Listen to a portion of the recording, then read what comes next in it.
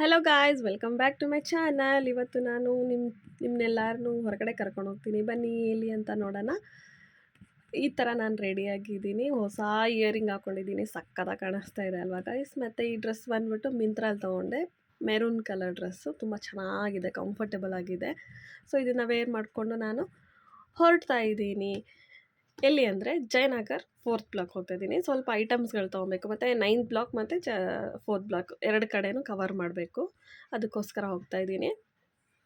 ಮತ್ತು ಇಲ್ಲಿ ನಾನು ಸ್ವಲ್ಪ ದೂರ ಬೈಕಲ್ಲಿ ಹೋಗ್ಬಿಟ್ಟು ನನ್ನ ಕಾಲು ಸಿಕ್ಕಾಪಟ್ಟೆ ಪೇಯ್ನ್ ಇದೆ. ಅದಕ್ಕೋಸ್ಕರ ನಿಲ್ಲಿಸ್ಬಿಟ್ಟು ಓಲಾಲ್ಲಿ ಹೋಗ್ತೀನಿ, ಅಲ್ಲಿ ಗಾಡಿ ಪಾರ್ಕ್ ಮಾಡಿಬಿಟ್ಟು. ಸೊ ಓಲಾ ಬುಕ್ ಮಾಡೋಕ್ಕೆ ನಿಂತಿದ್ದೆ, ಅಷ್ಟವರೆಗೂ ಈ ಆಟೋ ಬಂತು. ಕಾರ್ ಥರ ಇದೆ ಬಟ್ ಆಟೋ. ವ್ಯಾಪಾರ ಬಿಟ್ಕೊಡ್ಬಾರ್ದಲ್ವಾ, ಸಿಕ್ಕಷ್ಟೇ ಸಿಕ್ಕಲಿ. ಹಾಂ,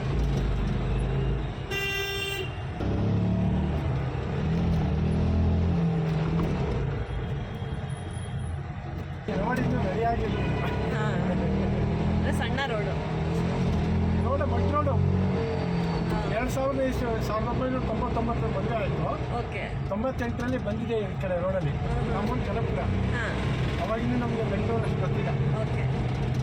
ನಮ್ಮ ಮಿಸಸ್ ಮನೆಯವ್ರ ಕಡೆಯವರು ಈ ಕಡೆ ಕರ್ಕೊಂಡ್ಬಂದಿದ್ರು ಆಟೋದಲ್ಲಿ. ಏನು ಮಡ್ ರೋಡು, ಪುಟ್ಟಗಳಿಗೆ ಇಷ್ಟೇ ಆಗಲ್ಲ ಇರೋದು ರೋಡು. ಕಾಡ್ ಥರ ಇತ್ತೆ. ಕಾಡ್ ಥರ ಇತ್ತಮ್ಮ.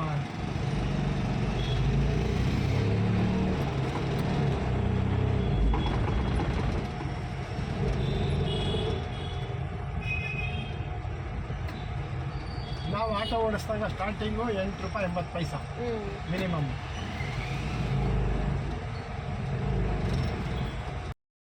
ಕೇಳಿಸ್ಕೊಂಡ್ರೆ ಅಲ್ವಾ?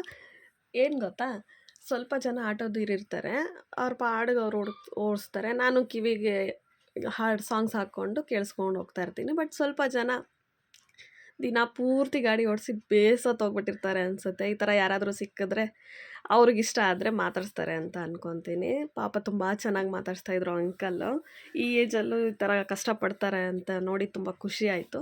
ಇಲ್ಲಿ ನಾನು ಓಲಾ ಬುಕ್ ಮಾಡೋಕ್ಕೆ ನಿಂತಿದ್ದು. ಓಲಾ ಬುಕ್ ಮಾಡ್ತಾ ಇದ್ದೆ, ಅಷ್ಟರಲ್ಲಿ ಇವರೇ ನಿಲ್ಲಿಸ್ಬಿಟ್ಟು ಎಲ್ಲಿಗಮ್ಮ ಅಂತ ಕೇಳಿದ್ರು. ಇಲ್ಲ, ಓಲಾ ಬುಕ್ ಮಾಡ್ತಾ ಇದ್ದೀನಿ ಅಂತ ಹೇಳಿದ್ದಕ್ಕೆ, ಇಲ್ಲ ನೀವು ಎಲ್ಲೋಗಬೇಕು ಹೇಳಿ, ಅದರಲ್ಲಿ ಎಷ್ಟು ಕೊಡ್ತೀರಾ ನೋಡಿ ಅಷ್ಟೇ ನನಗೆ ಪೇ ಮಾಡಿ ಅಂತ ಹೇಳಿದ್ರು.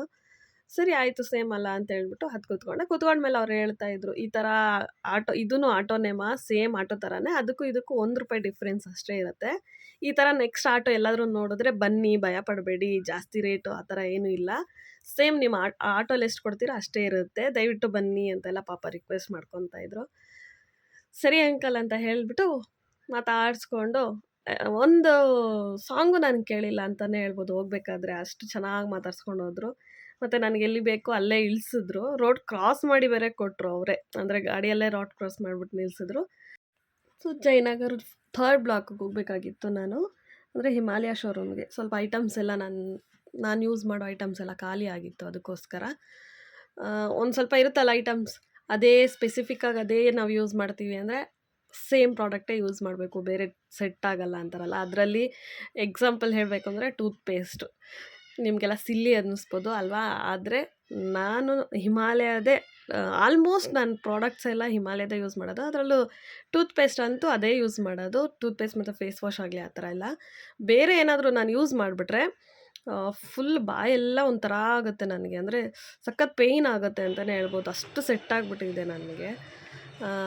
ಸೊ ಅದಕ್ಕೋಸ್ಕರ ಸ್ವಲ್ಪ ಐಟಮ್ಸ್ ತೊಗೊಬೇಕಿತ್ತು ಅಂತ 3rd ಬ್ಲಾಕಲ್ಲಿದೆ, ಅಲ್ಲಿಗೆ ಹೋಗ್ತಾಯಿದ್ದೀನಿ.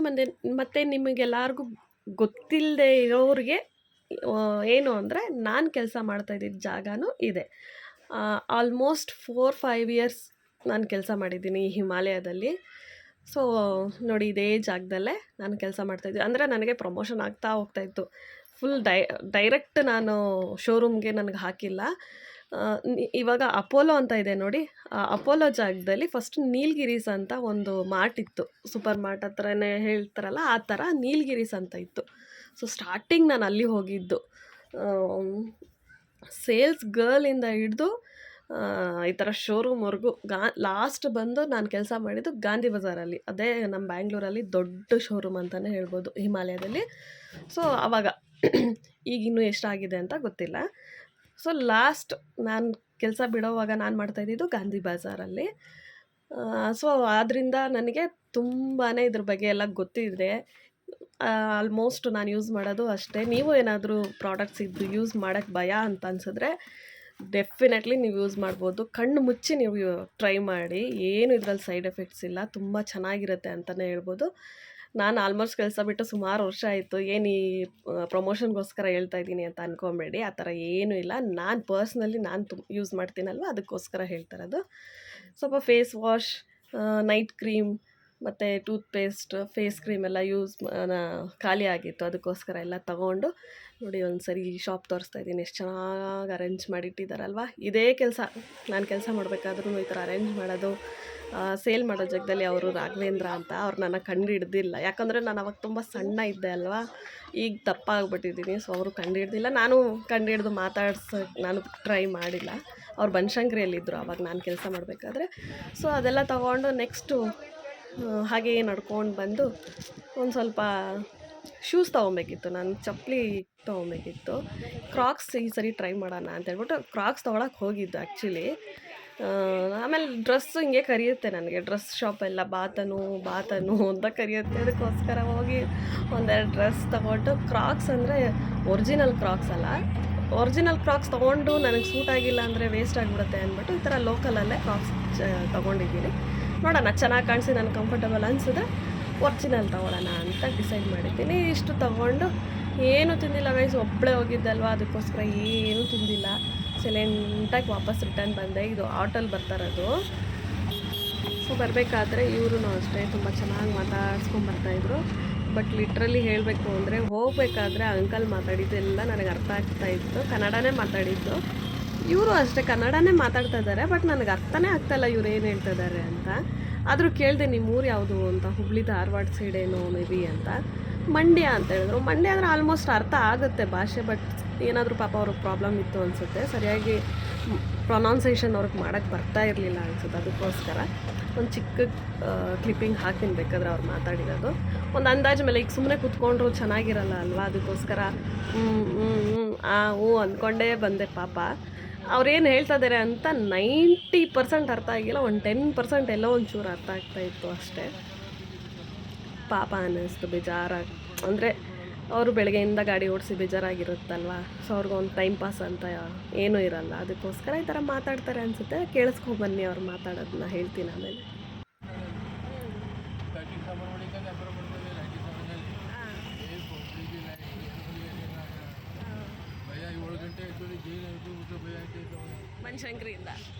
ಬನಶಂಕರಿಯಿಂದನಾ?